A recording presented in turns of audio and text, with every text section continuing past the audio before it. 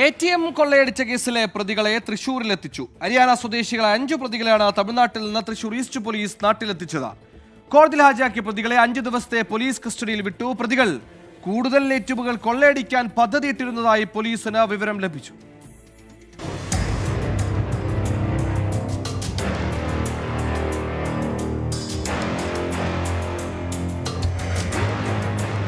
ATM കൊള്ള സംഘത്തിനെ തമിഴ്നാട് നാമക്കലിൽ നിന്നാണ് കസ്റ്റഡിയിലെടുത്തത്. ഇന്ന് വൈകിട്ട് ഇവരെ തൃശൂരിലെത്തിച്ചു. വൈദ്യപരിശോധനയ്ക്ക് ശേഷം CJM കോടതിയിൽ ഹാജരാക്കിയ പ്രതികളെ 5 ദിവസത്തേക്ക് പോലീസ് കസ്റ്റഡിയിൽ വിട്ടു.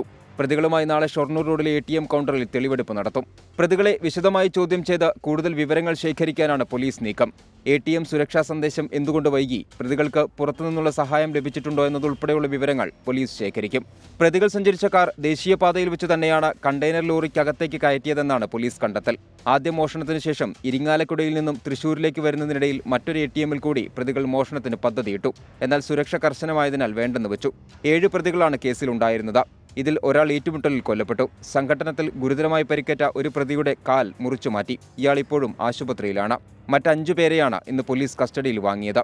ATM കവർച്ചയുമായി ബന്ധപ്പെട്ട് 3 കേസുകളാണ് തൃശൂരിലുള്ളത്. വിയ്യൂർ, ഇരിങ്ങാലക്കുട പോലീസ് സ്റ്റേഷനുകളിലാണ് മറ്റ് കേസുകൾ. കഴിഞ്ഞ 27-ന് പുലർച്ചെയാണ് പ്രതികൾ തൃശൂരിലെ 3 ATMകൾ തകർത്ത് 65 ലക്ഷം രൂപ കവർന്നത്. 24 തൃശൂർ.